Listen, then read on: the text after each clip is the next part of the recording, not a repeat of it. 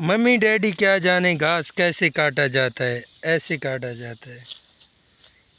दाऊद भाई जी जी सौखा है कि औखा है? बहुत आसान है। अच्छा जिंदा शौक होवे आ बने रात्रि कोरी पई है। अच्छा,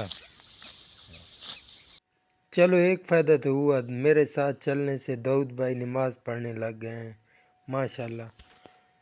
ये बहुत ही अच्छी बात है मेरे लिए। ये देखो दोस्तों, पाँव पे भी इनके बाल हैं। ये मुर्गियां हैं, इनके पाँव पर भी बाल हैं। आपने शायद पहले कभी देखी हो इस तरह की मुर्गियां, लेकिन मैं तो पहली मर्तबा देख रहा हूँ। ਜ਼ਿਮੀਂਦਾਰ ਸ਼ੋਦੇ ਹੀ ਰੁਲ ਗਏ। ਪਹਿਲੇ ਕਪਾਹ ਦੇਂਦੇ ਨਾ, ਹੁਣ ਮਿਲਾਂ ਬੰਦ ਥੀ ਗਈਆਂ, ਹੁਣ ਕਪਾਹ ਬਾਹਰ ਪਈ वेंदी है। ये मज़ा पूरा कपाह दा भरी आवाज़ है भाई। कोई छोड़े वे तो छोड़े वे, इससे आले हलवा तो वही फ्री वाला मौलवी ने छोड़े।